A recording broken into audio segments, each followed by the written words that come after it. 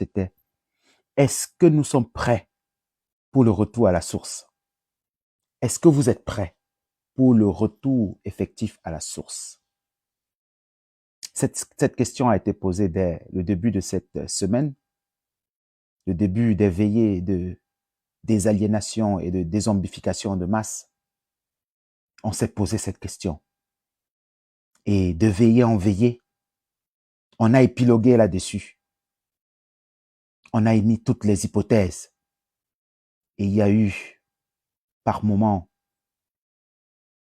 du pessimisme, de la mélancolie, de la peur même, de la tristesse, jusqu'à ce que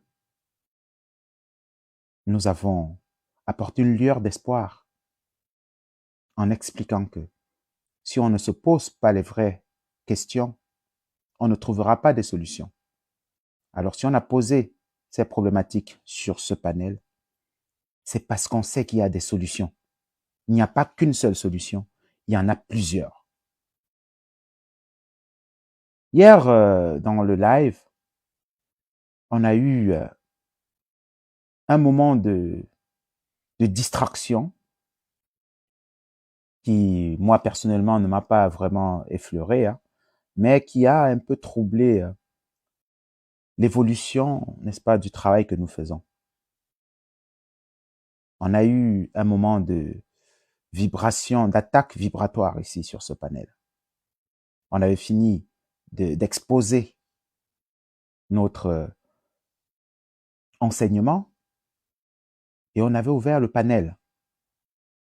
Toutes les personnes qui sont intervenues jusqu'à ce moment-là allaient dans le même sens. Et comme je l'ai dit ici, quand je faisais les 1 an de ma page TikTok, je l'ai dit ici qu'il y avait beaucoup d'adversité.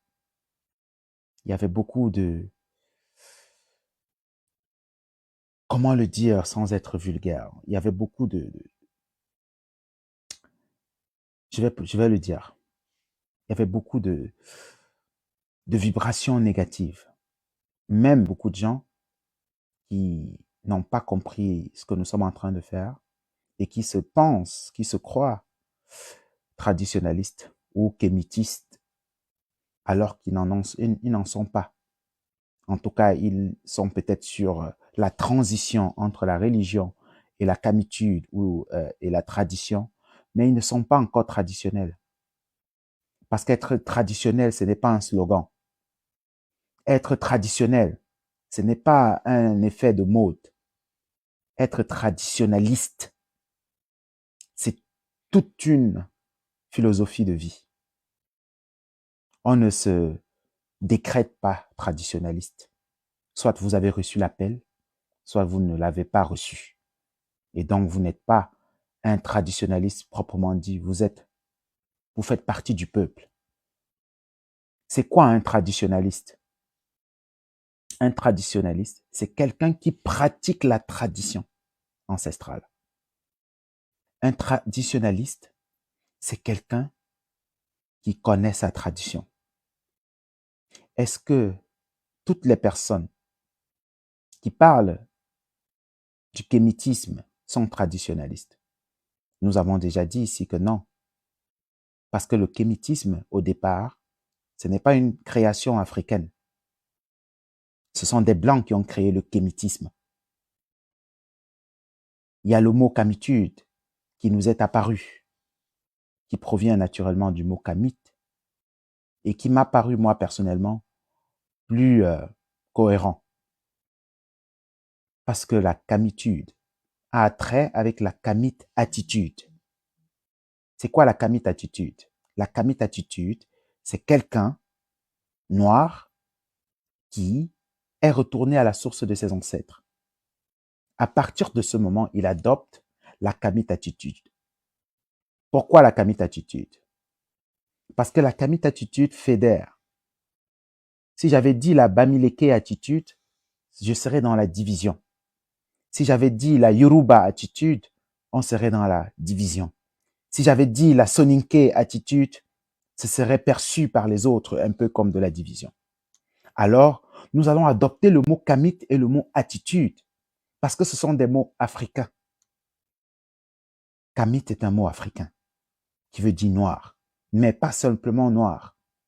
La kamit attitude, donc, ça veut dire noir qui est retourné à la tradition de ses ancêtres et qui n'est pas resté dans sa tribu. Un noir qui est retourné à la spiritualité de ses ancêtres, mais qui n'est pas resté dans sa tribu. Qui a compris la nécessité de fédérer avec les autres tribus de l'Afrique afin d'impulser la renaissance africaine, la renaissance de Kama. Si nous ne faisons pas ce travail, qui le fera à notre place? Est-ce qu'il faut encore au XXIe siècle que chacun reste dans sa tribu?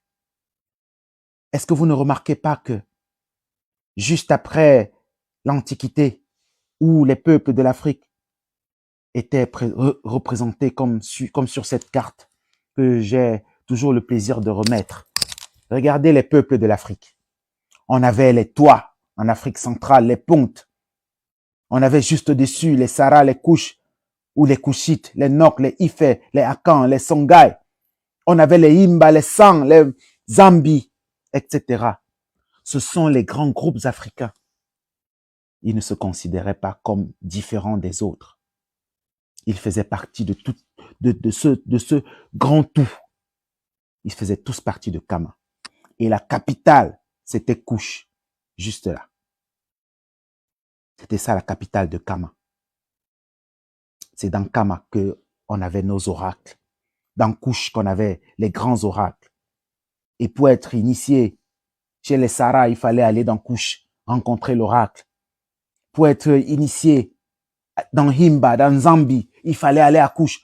Pour être couronné à Kemet, il fallait aller rencontrer l'oracle à Kouch. Il faut qu'on retourne à ça. Parce qu'on a un socle commun. On a tous un socle commun. Toutes les tribus africaines interpellent leurs ancêtres de la même façon. Même ceux qui prétendent ne pas avoir été à Kouch ou à Kemet. Oui, tout le monde n'a pas été à Kouch ou à Kemet, mais tous les initiés ont été à Kouch. Tous les initiés ont été à Kouch. Tous les souverains ont été à Kouch. C'est d'ailleurs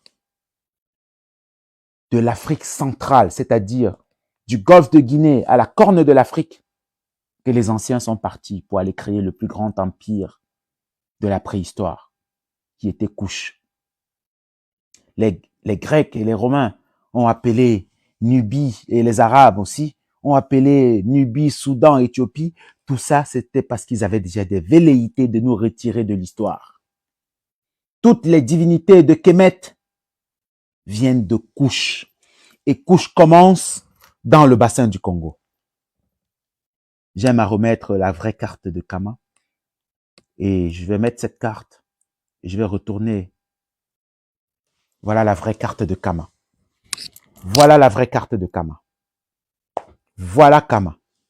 La source la plus lointaine de Kouch, du Nil, vient de ce rond, de ce cercle-là que vous voyez, juste là. Juste ici, juste là.